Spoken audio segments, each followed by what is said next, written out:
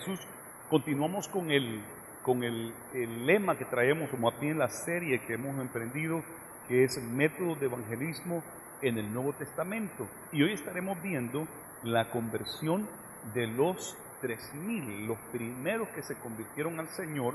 Vamos a estar viendo de cerca cómo es que Pedro les predica, en qué se basa su mensaje, y vamos a estar aprendiendo de eso porque nosotros también debemos de continuar con el mensaje de Cristo Jesús, el mensaje evangelístico, o sea, el mensaje de las buenas nuevas para todas las naciones. En Hechos capítulo 2, miramos que aquí tenemos lo que es el día que reciben el bautismo del Espíritu Santo y fuego. Jesús acaba de morir en la cruz del Calvario, 3 días más tarde resucitó y después por espacio de 40 días se estuvo apareciendo a los discípulos. Y el último día que se apareció a ellos les dijo, pero ustedes quédense en Jerusalén hasta que hayan recibido el bautismo del Espíritu Santo y fuego, y entonces me van a hacer testigos en Jerusalén, en todo Judea, en Samaria y hasta lo último de la tierra. Dice la Biblia que en ese día Jesús ascendió al cielo, y cuando él iba hacia arriba, dice que había una multitud de creyentes, se cree que quizás alrededor de 500 personas se habían reunido en ese día, y cuando se va delante de ellos, unos ángeles se aparecieron y le dijeron a los que miraban, varones galileos, ¿qué están haciendo viendo hacia arriba? Así como él se va, así mismo él vendrá. Y así se fue Jesús, pero él dijo de que se esperaran porque iban a recibir el bautismo del Espíritu Santo y fuego. Pues sucede que ellos se quedan en Jerusalén en un lugar que tenía un aposento alto, quiere decir que estaba en un segundo o tercer piso, pero era un lugar que estaba en segunda o tercera planta, un aposento alto, y allí ellos estaban orando. 10 días más tarde, después de que Jesús ascendió, era el día de Pentecostés en Israel, un día nacional sagrado que ellos celebraban la Pascua, que ya se acercan en el calendario nuestro. Ellos celebraban la Pascua cada año y 50 días más tarde celebraban la fiesta de los primeros frutos o la fiesta de Pentecostés. Y en ese día, en un día de fiesta de Pentecostés, es cuando de repente se cumplió lo que había dicho Juan el Bautista. Yo les bautizo en agua para arrepentimiento de pecados, para que ustedes se conviertan y se arrepientan de pecados. Pero detrás de mí viene uno, el cual yo no soy digno de desatar el calzado de sus pies. Él les va a bautizar con Espíritu Santo y fuego. Ese día de Pentecostés se cumplió lo que Juan había dicho, que Jesús bautizaba con Espíritu Santo y fuego. Dice que estaban orando, todos unánimes, eran 120 los que estaban reunidos, cuando de repente sopló un viento fuerte y se le aparecieron, dice, como lenguas de fuego, y cada uno hablaba según el Señor le daba que hablase, y empezaron a hablar diferentes lenguajes, diferentes idiomas. Y allí en el capítulo 2 encontramos que dice que unos hablaban en el idioma de los partos, otros medos, elamitas, y los que habitan en Mesopotamia, en Judea, en Capadocia, en Ponto, en Asia, en Frigia, en Panfilia, en Egipto, y dice que cada uno les oía hablar en la lengua de esas naciones. Bien interesante, porque aquí nace la iglesia. Ese día nosotros tomamos como el día en el calendario cuando la iglesia nace. Ya Jesús había dado su vida, había estado preparando el camino, pero en el momento que nace la iglesia es en este día histórico, en ese día que nace la iglesia. ¿Por qué lo tomamos así? Porque dice la Biblia, y lo tomamos tomando el ejemplo de lo que pasó en Génesis, que Dios hizo al hombre, dice a Adán, y después de que lo hizo, ya estaba hecho ahí el muñeco de barro, cuando de repente Dios dice que le va a dar vida. ¿Y qué hace Dios? Dice que sopló aliento de vida. Y eso es lo que pasó con la iglesia ya estaba formada, pero había que soplarle aliento de vida, y por eso que dice la Biblia que el Espíritu Santo sopló, y en ese momento recibieron la llenura del Espíritu Santo y fuego. Se cumplió la palabra del Señor. En este momento la iglesia nace con poder y autoridad para poder hacer lo que Jesús dijo. Jesús dijo que iban a recibir el bautismo del Espíritu Santo y fuego, para que fueran testigos en todo el mundo, para llevar la palabra del Señor. Y por eso es importante recibir el bautismo del Espíritu Santo y fuego. Es importante que usted sea bautizado con el Espíritu Santo y fuego. Aquí en la iglesia hay bastantes hermanos que han recibido la promesa ya, hablan en otras lenguas, profetizan, tienen diferentes dones, pero sé también que hay un grupo de hermanos que todavía no ha recibido la promesa del Espíritu Santo y hay que anhelar esa llenura del Espíritu Santo y fuego. Ahora, aquí es Pedro el que empieza a predicar. Cuando ellos recibieron el bautismo, eran las 9 de la mañana, y la gente que había llegado, algunos decían, pero estos están borrachos, están locos, están borrachos porque están hablando medio raro. Esto era los que no entendían. Había unos que no entendieron ninguno de los lenguajes, y ellos dijeron, estos están borrachos. Pero los que entendieron no pensaron que estaban borrachos, porque dice que cada uno le oía hablar en su propio idioma. Y esos fueron los que fueron convencidos y compungidos, los que entendieron el mensaje. Pero los que no entendieron dijeron, estos están borrachos. Entonces Pedro, ya bautizado con el Espíritu Santo y fuego, ya lleno de la presencia del Señor, se pone en pie y empieza a predicar su primer mensaje, el mensaje que Dios le dio en esa ocasión, y es un mensaje muy poderoso y muy verdadero. Encontramos que Pedro les predica un mensaje que los tocó, los redarguyó, e incluso se convirtieron 3,000 personas. ¿Qué ha pasado? Porque hace unos 50 días atrás, un poquito más de 50 días quizás, él había estado huyendo, muy cobarde. Hace unos 50 días atrás, él se había avergonzado de Jesús. Él dijo de que no lo iba a dejar, pero cuando llegaron los soldados y agarraron a Jesús, todos se fueron, todos huyeron, incluso él también huyó. Pero después, cuando alguien lo confronta, le dice, tú eres seguidor de él, porque tu manera de hablar, nos damos cuenta que tú eres un seguidor de él. Él negó a Jesús 3 veces, y en la tercera ocasión aún hasta dijo maldiciones, dijo malas palabras con tal de que le creyeran de que él no era seguidor de Jesús. Entonces, un Pedro lo miramos cobarde, afligido, pero algo ha sucedido en este día que tiene valor de pararse delante de una gran multitud en Jerusalén y predicar de que Jesús ha resucitado, que del Antiguo Testamento está claro de que Él iba a morir y que iba a resucitar, y que Jesús es el Cristo y Señor, y que ustedes, le dice, ustedes lo mandaron a matar, ustedes lo mataron, ustedes no lo aceptaron, y entonces Él tiene valor de hacer esto. ¿Qué pasó aquí con Pedro? 2 cosas. Uno, Él es testigo ocular de la resurrección de Cristo Jesús. Él lo miró con sus propios ojos, y Él es un testigo de que Jesús resucitó.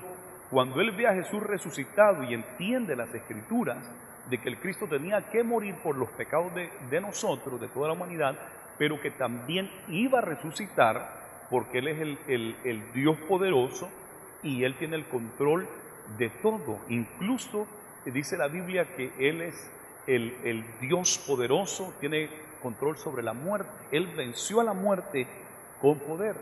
Entonces Jesús resucitó, y Pedro ha visto y ha creído de que Jesús resucitó porque lo vio con sus propios ojos. Eso le pasó.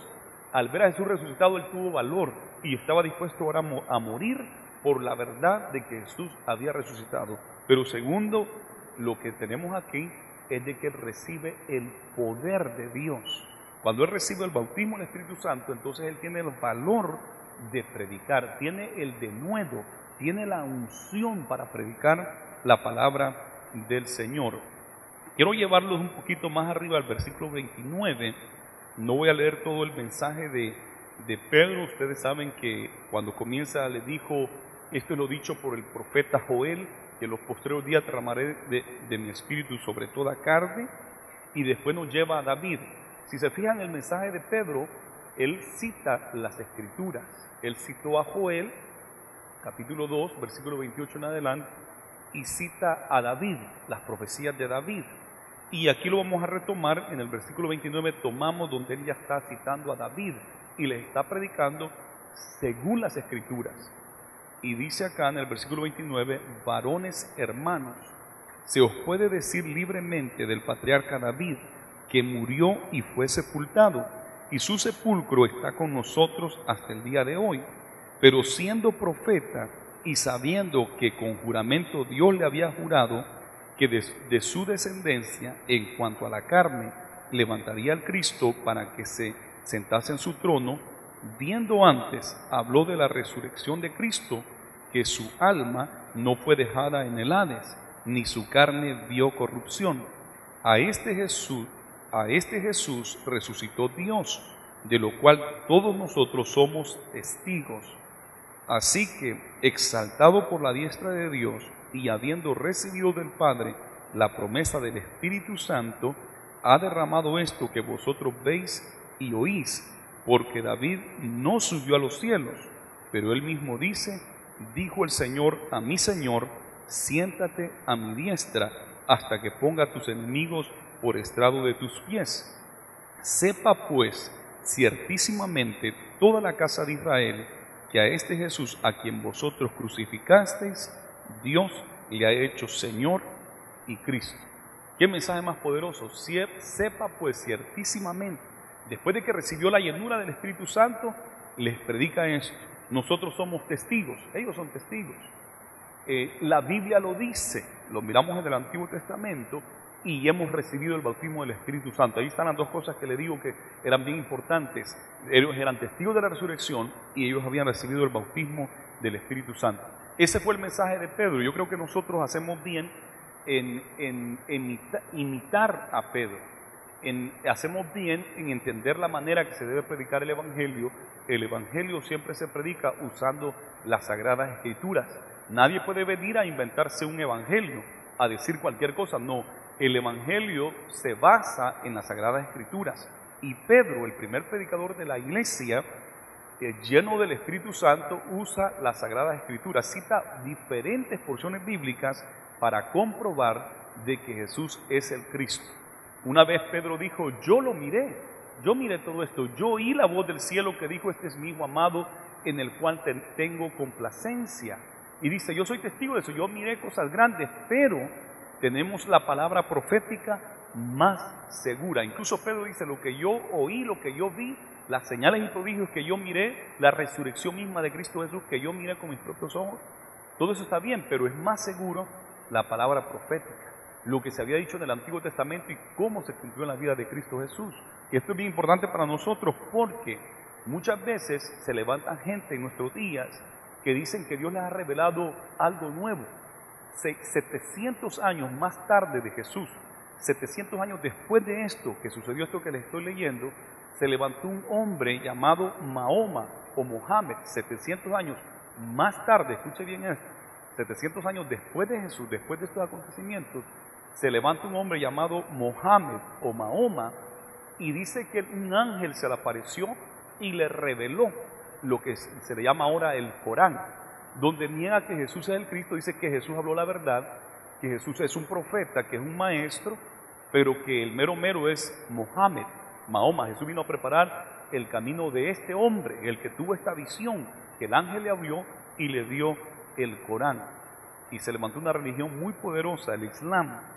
Entonces, ¿por qué sucedió esto? Porque esta gente no puso atención a lo que la Biblia decía. Él citó mucho de la Biblia, pero la trastornó toda la Biblia, la dijo diferente, no como de verdad, verdaderamente está escrita.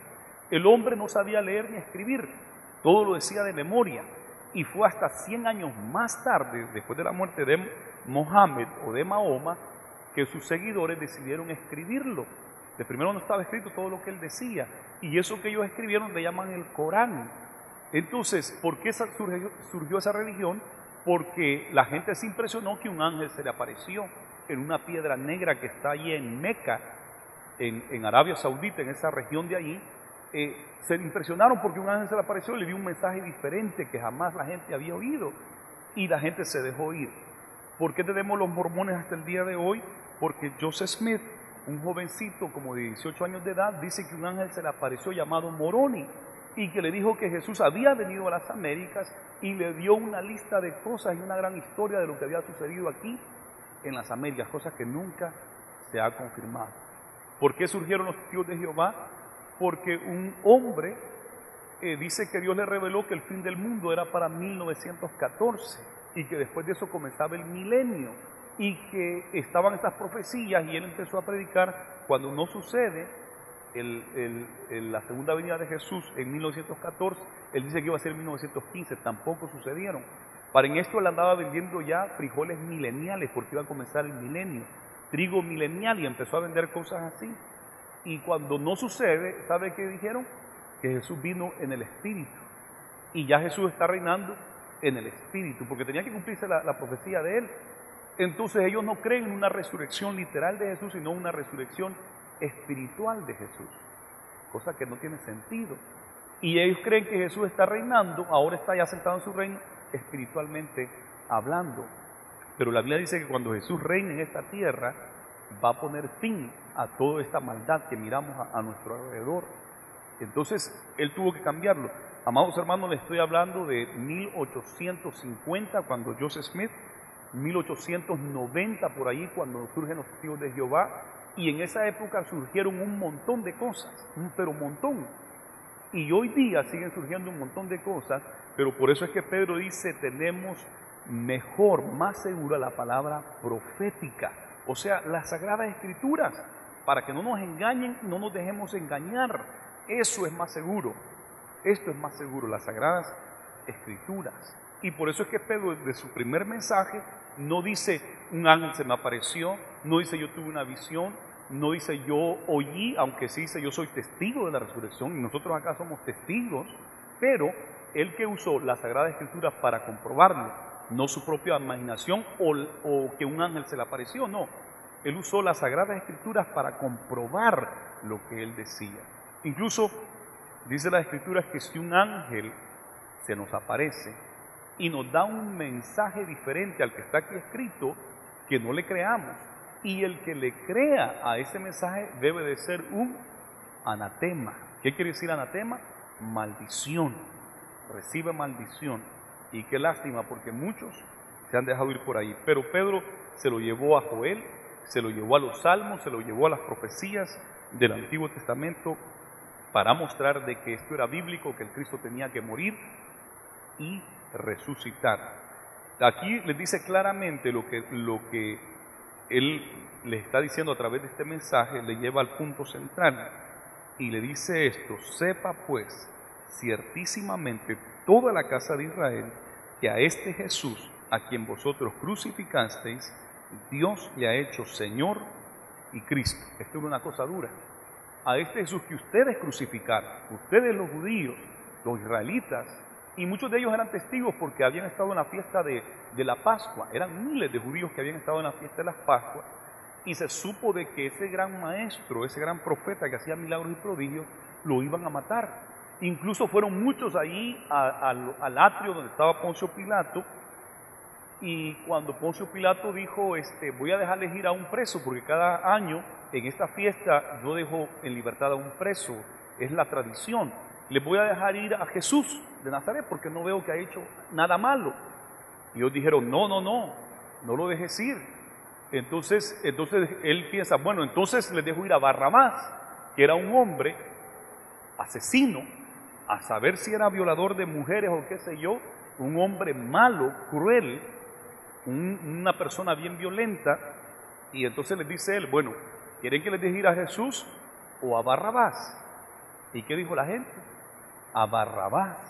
Imagínense, a un hombre maleante, un hombre cruel, un asesino, prefirieron a Barrabás que a Jesús, que lo único que había hecho era sanar a los enfermos, libertar a los cautivos, predicar el evangelio, hacer tantos milagros y prodigios, una persona que dijo que había que amar al prójimo, y decidieron que querían a Barrabás. Entonces dice Poncio Pilato, ¿y qué hago de Cristo Jesús? ¿Qué hago yo con Jesús? Y la gente gritó, crucifíquenlo, crucifíquenlo, gritaban. Entonces viene Poncio Pilato y dice, tráiganme un recipiente de agua. Un recipiente, agarró agua, se lavó las manos y dijo, yo soy inocente de la sangre de este hombre. Qué tremendo. Algunos de los que estaban ahí en el día de Pentecostés habían visto eso. habían escuchado y incluso habían quizás gritado, crucifíquenle.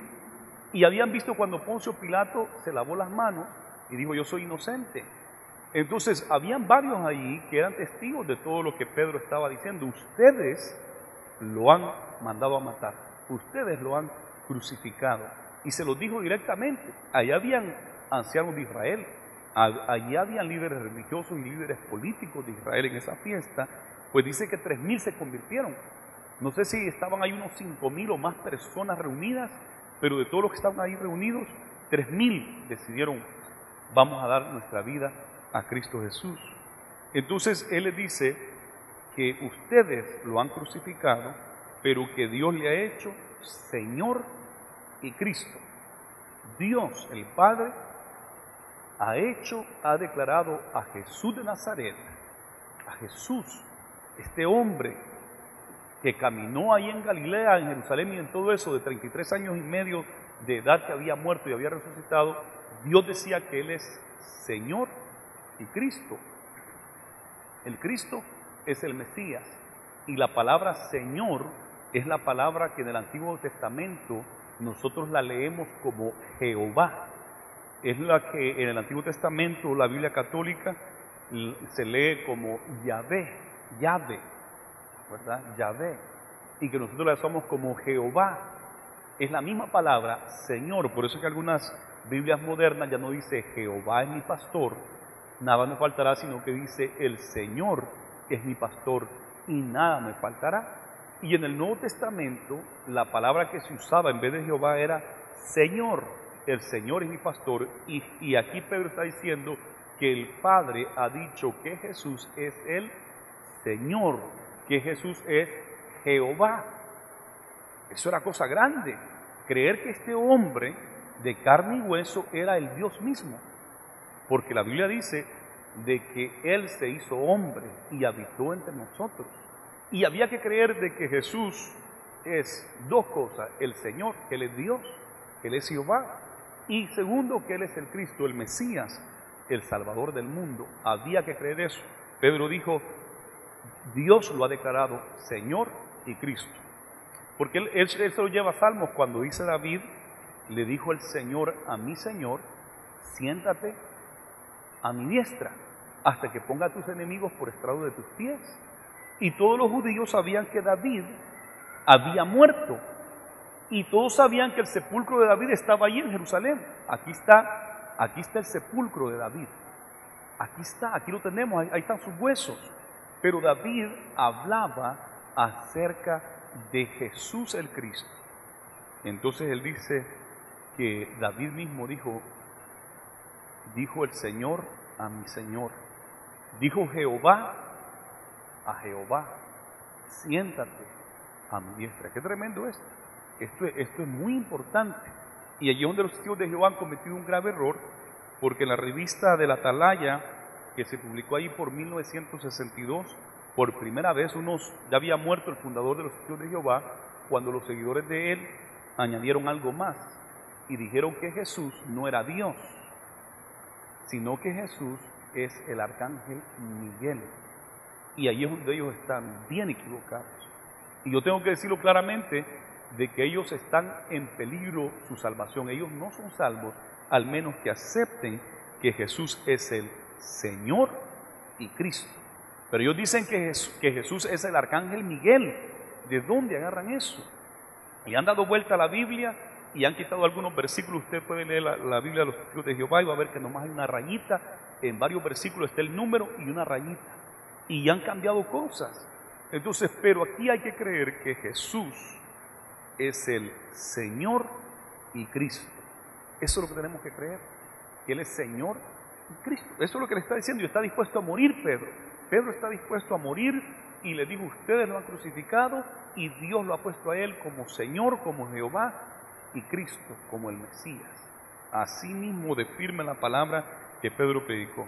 Él era testigo de la resurrección y había recibido el bautismo, el Espíritu Santo y fuego, y por lo tanto estaba dispuesto a dar su vida por esa verdad.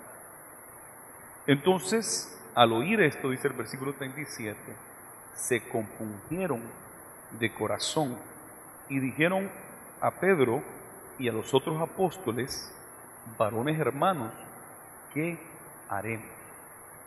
Se compusieron. O sea que debido a la llenura del Espíritu Santo y fuego, debido al poder del Espíritu Santo que estaba sobre Pedro, él pudo predicar con denuedo y con unción. Pudo predicar con una unción tremenda,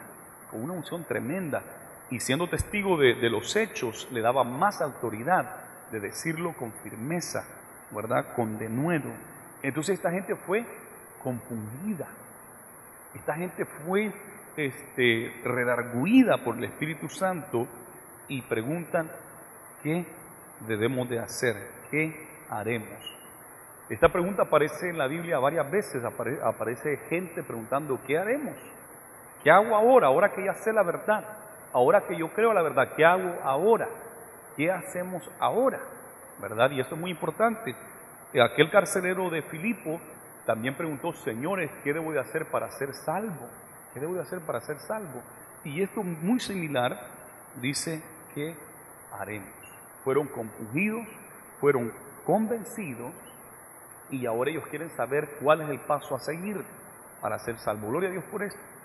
Y sabe que el Señor ha dejado, desde este entonces, dejó a hombres y mujeres para que guiaran al pueblo por el camino correcto.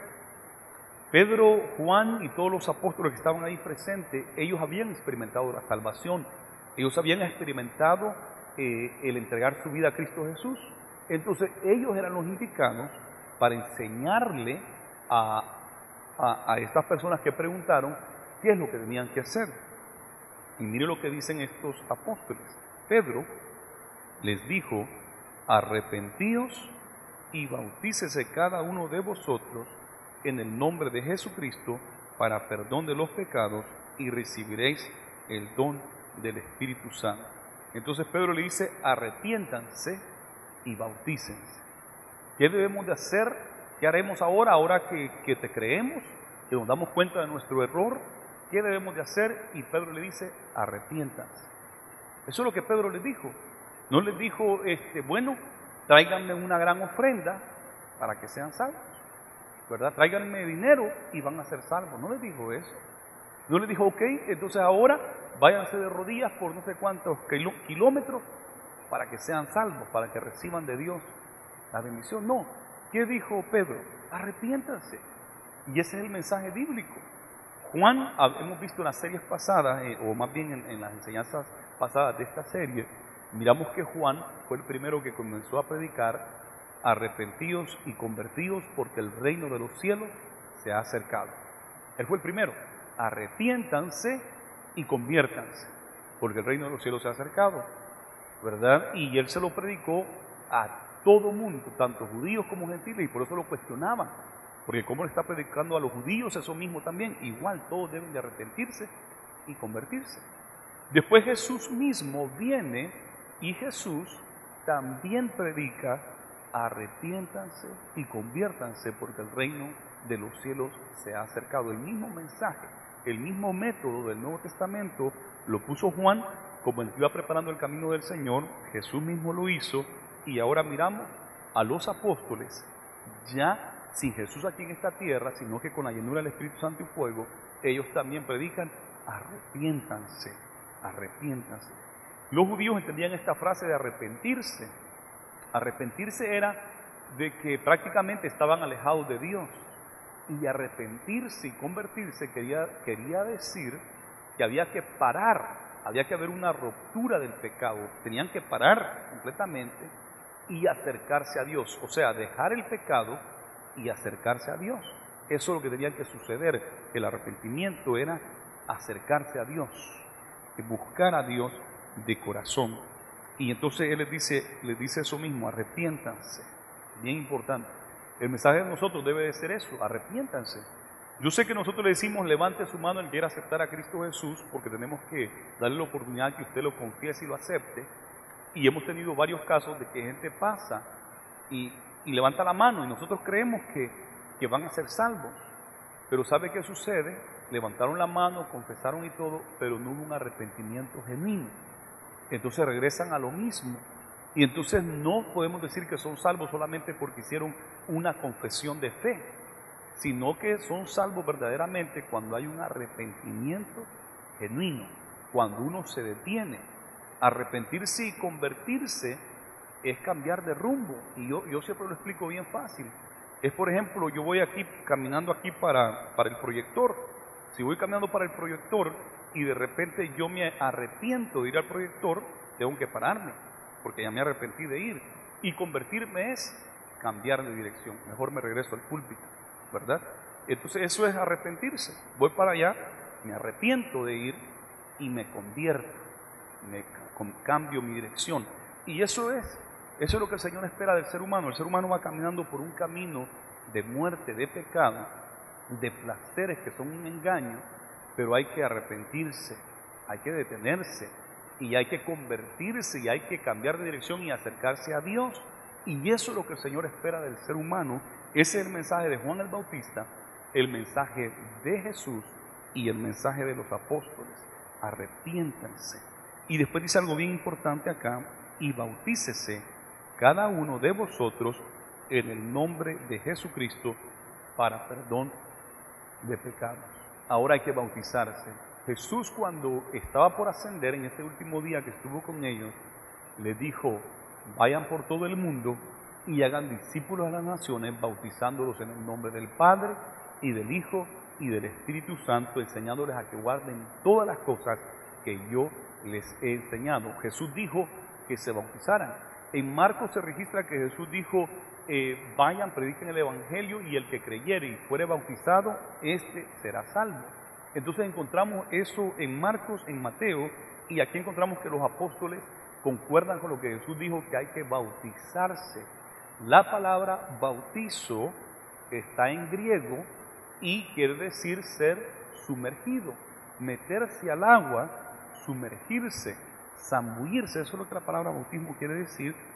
Y aquí Pedro le dice que hay que arrepentirse y después hay que bautizarse en agua, meterse en el agua.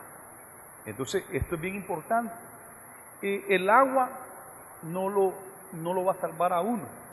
El agua no le va a hacer nada, digamos, espiritual, pero es un acto de obediencia, es un acto de seguir lo que Jesús hizo, y Jesús quiere que todos nosotros que hemos creído en Él nos bauticemos en agua. Por eso es que hoy hemos comenzado la clase para los bautismos. Cada trimestre nosotros tratamos de dar candidatos para el bautismo, porque es importante que dé ese paso del bautismo. Si usted ya entregó su vida a Cristo Jesús, el siguiente paso es bautizarse en agua. Ese es el siguiente paso. Y usted me dirá: no, pero es que yo ya me bauticé cuando era niño, mis padres me llevaron a la iglesia y el cura o el sacerdote me bautizó. Entonces usted dice: pues ya soy bautizado, no debo de bautizarme. Y especialmente si usted leyó la porción bíblica que dice, o le dijeron de la porción bíblica que dice, un bautismo, una fe, un Señor. Entonces dice: un bautismo, ya estoy bautizado. Pero lo que sucede con el bautismo a los niños es de que, número uno, no es bíblico. En ninguna parte de la Biblia encontramos de que los discípulos, los apóstoles, hayan bautizado niños. ¿A quién bautizó acá? Porque más adelante miramos que van a ser bautizados. ¿A quién bautizó? A 3,000 personas que eran adultos, que fueron compungidos, que se impactaron con el mensaje, creyeron al mensaje y se arrepintieron. Entonces, y eso lo miramos en toda la Biblia, jamás usted va a leer de que a un niño se haya bautizado. ¿Por qué no se bautizó a los niños? Porque los niños no se pueden arrepentir. Por eso. Y el bautismo es para arrepentimiento de pecados. Los niños no tienen conciencia de pecado. Un bebé no sabe lo que es el pecado, para nada. Y tampoco Dios lo culpa de pecado. Aunque se pone a llorar y lo despierta a usted y no quiere comer, o come y sigue llorando, Dios no lo culpa de pecado. Agarra lo que no es suyo, por ahí agarra el juguete de su hermanito y no le importa. Él dice: mío. Y Dios no lo culpa de pecado, porque Él no tiene conciencia de pecado. No tiene conciencia de pecado. Y tampoco el niño se puede arrepentir, no puede decir: sí, yo creo lo que Pedro dijo, y yo creo lo que la Escritura dice, que Jesús es el Señor y Cristo. Un bebé no puede entender eso, imposible. Por eso es que en ninguna parte de la Biblia, desde Génesis a Apocalipsis, usted va a encontrar de que se hayan bautizado niños.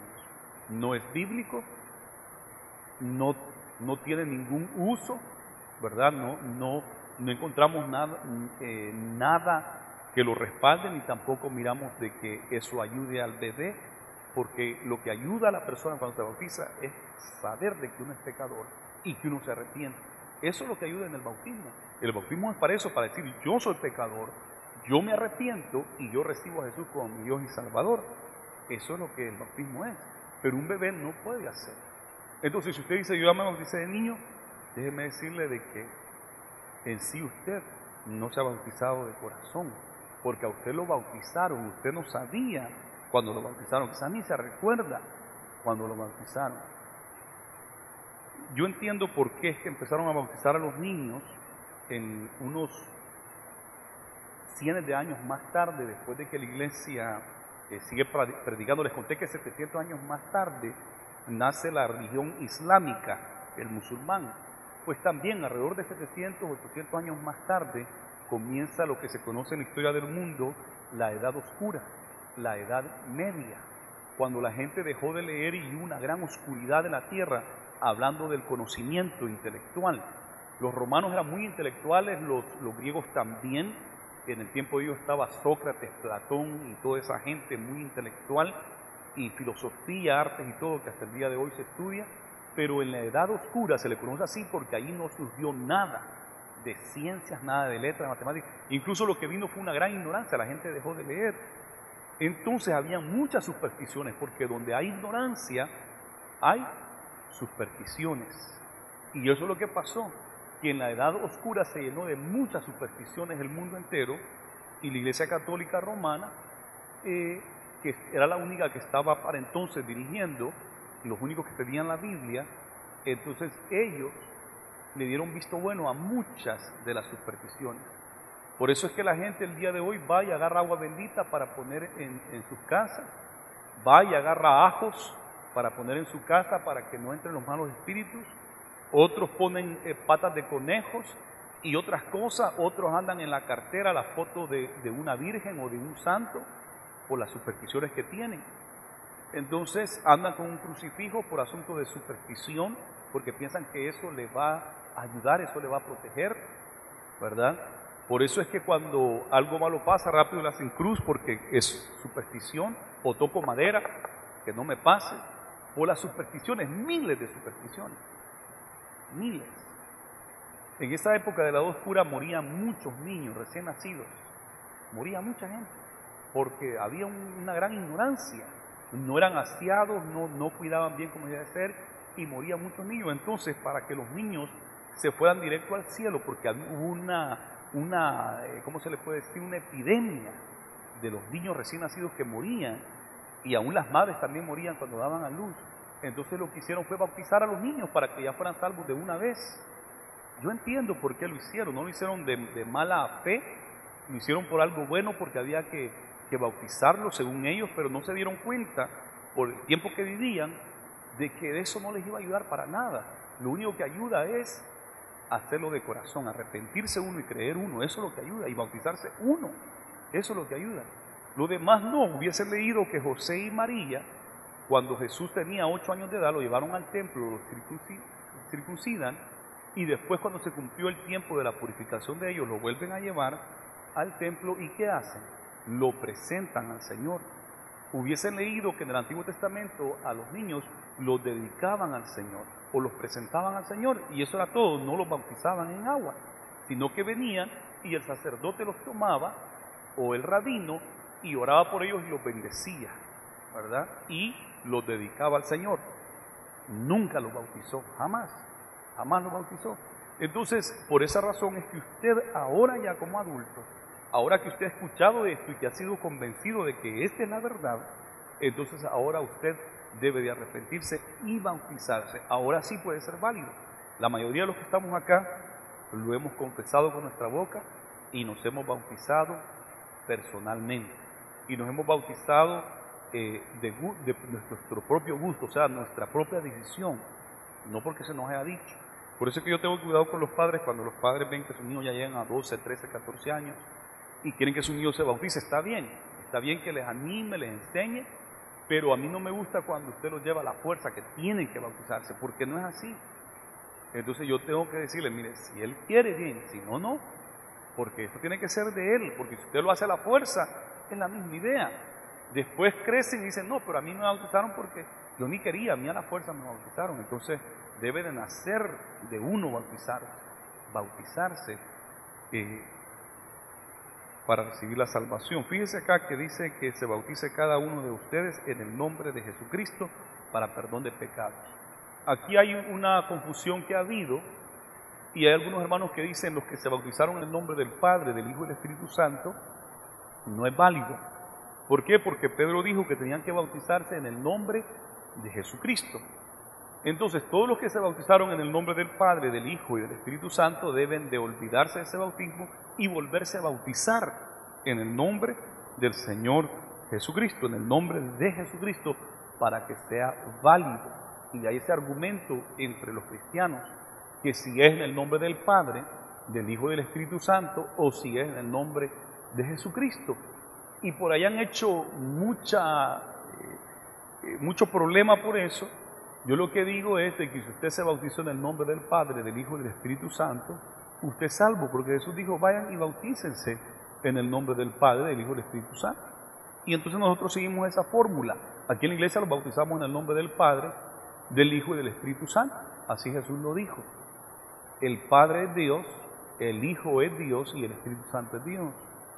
Ahora, si usted se bautizó en el nombre de Jesucristo o en el nombre de Jesús, yo creo que usted es salvo, porque usted se bautizó en el nombre de Jesucristo y Jesús es Dios. Entonces no hay por qué hacer un gran problema de eso, ¿verdad? Pero hay un gran debate y hay contiendas muy serias de que hay que volverse a bautizar y qué problema hacen por la fórmula, cómo se debe decir en el momento de bautizarnos. La Biblia dice que en el nombre de Jesús hay poder y que no hay otro nombre dado a los hombres en el cual podemos ser salvos que es en el nombre de Jesús.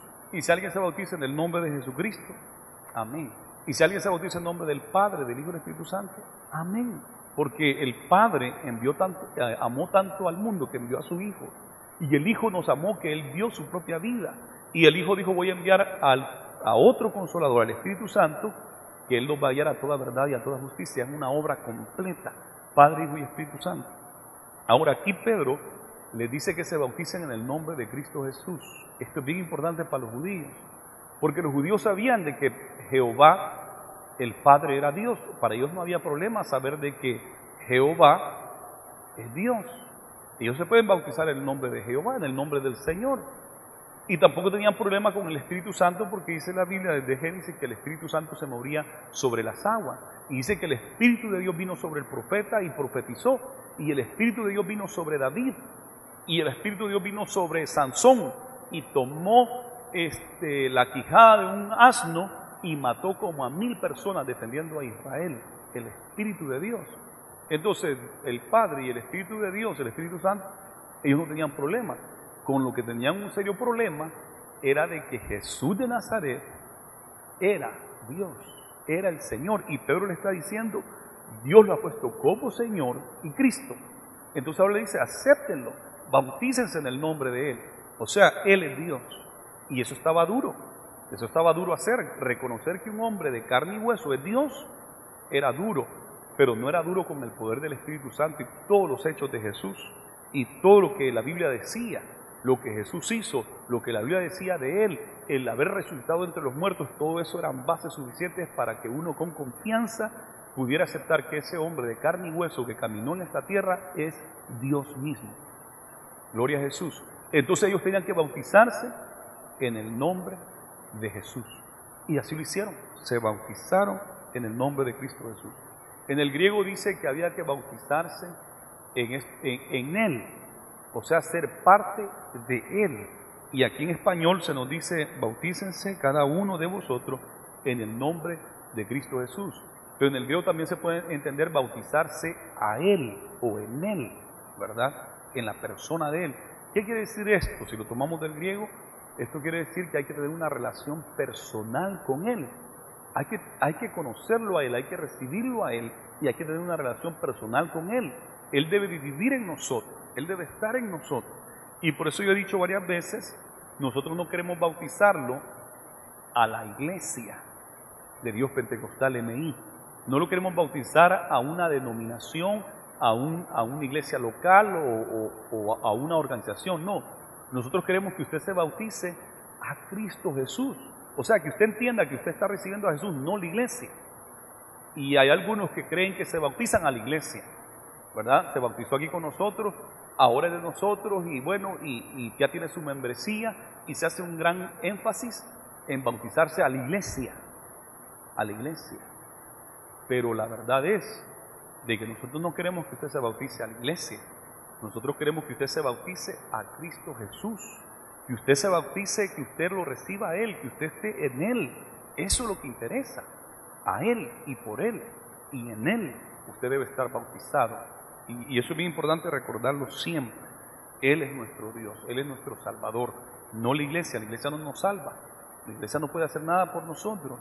La iglesia es el cuerpo de Cristo, donde usted y yo somos parte de ello, y Dios la dejó la iglesia para que nos amemos, nos cuidemos, nos instruyamos los unos a los otros, tengamos comunión, como vamos a ver aquí más adelante. Para eso es la iglesia, pero la iglesia nunca murió en la cruz del Calvario. La organización de la iglesia jamás murió en la cruz del Calvario ni resucitó.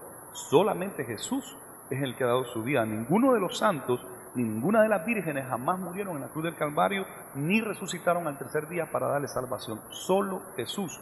Por lo tanto, no se puede bautizar en el nombre del santo, ni en el nombre de una virgen. Se debe bautizar en el nombre de Jesús. Hacia Jesús usted debe de bautizarse. Gloria a Dios. Gloria a Jesús. Y dice acá, allí mismo dice, para perdón de pecados, y recibirán el don del Espíritu Santo. Importante recibir el bautismo del Espíritu Santo, el don del Espíritu Santo, porque para vosotros es la promesa. La promesa del Espíritu Santo es para nosotros. Dice acá, para ustedes es la promesa, y para sus hijos, y para todos los que estén lejos, para cuantos el Señor nuestro Dios llamare. Esta promesa del Espíritu Santo, eso que la gente había visto que hablaban en lenguas, le dice es para ustedes y es para sus hijos y los hijos de sus hijos y para los que están lejos, los que no estaban en Jerusalén, los que estaban lejos, y para todos los que el Señor llamare. Fíjense que no está diciendo que solo para los judíos, a los que están lejos, judíos que estaban en la dispersión, pero también los gentiles que estaban lejos de Jerusalén, y para cuantos Dios llamare. El bautismo del Espíritu Santo era para todos, no hay acepción de personas. Y también algo bien importante que notar, que no dice, y esta promesa es para el tiempo de los apóstoles, para la era de los apóstoles, la era de la iglesia primitiva, hasta que el último apóstol muriera, que fue Juan. No, este bautismo del Espíritu Santo y fuego es para todas las épocas. A todos los que el Señor llama, el Señor puede bautizarlos. Por eso que nosotros creemos que el Señor le puede bautizar con el Espíritu Santo y fuego hoy, y es necesario anhelar y buscar el bautismo del Espíritu Santo y fuego hoy en este día.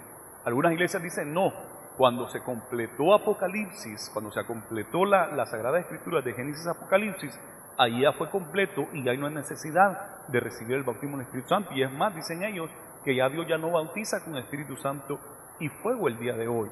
Pero nosotros tenemos base escritural para creer de que Jesús bautiza hoy. 1 Corintios 14 se nos dice que cuando sean llenos del Espíritu Santo y hablen en lenguas, y se nos da ahí una manera adecuada de cómo ejercer los dones del Espíritu Santo en la congregación, es donde nos reunimos, y el don de lenguas, interpretación de lenguas y profecía.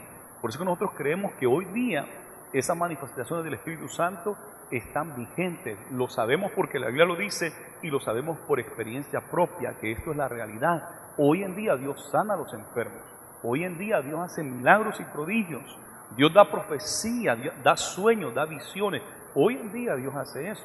Eso no fue solamente para el tiempo de los apóstoles.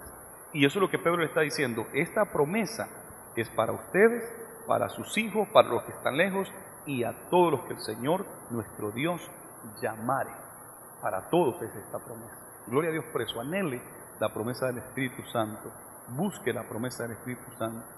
Dice el versículo 40, y con otras muchas palabras testificaba con muchas otras palabras testificaba y les exhortaba diciendo: sed salvos de esta perversa generación. Así que usaba más palabras, les exhortaba y le decían: sean salvos de esta generación perversa. O sea que hay que cortar de la generación perversa en la que vivimos. Fíjese que él le dijo generación perversa a esa gente de esa época de Jerusalén, de hace 2000 años, una gente perversa. ¿Y usted no cree que hoy vivimos una generación que está más perversa todavía? Con la sexualidad, la sensualidad y todo lo que hay, la música y todo eso que hay que promueve tanta cosa mala. Y entonces dice Pedro acá que sean salvos de esta perversa generación. Esto claramente nos indica que los discípulos de Jesús, los que se arrepienten y se bauticen, deben de cortar de esa generación perversa. Deben de hacer un corte de esa generación perversa, deben de ser diferentes, escapen, sálvense de esa generación perversa. Nosotros debemos de ser diferentes y por eso es que hablamos de la santidad, porque la santidad prácticamente quiere decir ser separados, ser diferentes. Vivimos entre la generación perversa, pero somos separados, somos luz, somos sal. Pero ¿cómo vamos a ser luz y sal si nos parecemos mucho a ellos y hacemos lo que ellos hacen y nos reímos de lo que ellos se ríen y nos disfrutamos de lo que ellos disfrutan? Cuando Dios muchas veces no se ríe de lo que ellos se ríen. Dios se molesta con las cosas de ellos. Pero si nosotros nos reímos y nos deleitamos y nos gozamos con lo que ellos se deleitan y se ríen, y Dios nos está riendo. Dios está serio porque ese es un insulto hacia Dios. Eso es un pecado y a Dios no le agrada. Entonces, por lo tanto, aquí entendemos que Dios quiere que nosotros hagamos un corte, que nos separemos de la generación perversa. No podemos ser igual al mundo, tenemos que ser diferentes al mundo. Ahora, no se trata de que nos vamos a ir a aislar en una montaña y allá vamos a estar nosotros solitos para no contaminar el mundo. No se trata de eso. Se trata de que aquí en medio de este mundo nosotros podamos vivir vidas santas y rectas delante de Dios. Y para eso es el bautismo del Espíritu Santo y fuego, para eso es el arrepentimiento, para eso es la gracia del Espíritu de Dios, el sello del Espíritu Santo en nuestra vida, que todo aquel que viene a Jesús de corazón, el Señor lo sella con su Espíritu Santo. Todos tienen el sello. Y aparte están los dones del Espíritu Santo, que hay que anhelar esos dones también. Pero ya somos sellados. Y ese poder del Espíritu Santo en nuestras vidas nos ayuda a caminar en santidad y en rectitud. Y dice acá el versículo 41, así que los que recibieron su palabra fueron bautizados y se añadieron aquel día como 3,000 personas. 3,000 personas. Quiere decir que se bautizaron 3,000 personas. Se añadieron a la iglesia, se añadieron al Evangelio de Cristo Jesús y perseveraban en la doctrina de los apóstoles, en la comunión unos con otros, en el partimiento del pan y en las oraciones. Y perseveraban en la doctrina de los apóstoles, perseveraban en esta doctrina bíblica de los apóstoles y profetas, o sea, lo que se escribió en el Antiguo Testamento y lo que se escribió en el Nuevo Testamento. Perseverar en la doctrina de los apóstoles y profetas, que la principal roca del ángulo es Cristo Jesús, y ellos perseveraban en eso. Y aquí una palabra bien interesante, dice en la comunión unos con otros. La palabra comunión en griego es koinonia, la comunión los unos con los otros, y eso debe haber en nuestra iglesia. Y va creciendo y todo, pero de alguna manera siempre debemos de mantener la comunión. La iglesia creció de 120 a 3,120 en un momento, ¿verdad? Se añadieron 3,000, pero ¿qué pasaba con esa iglesia de 3,000 y algo miembros? Perseveraban en la doctrina sana y perseveraban en la comunión los unos con los otros.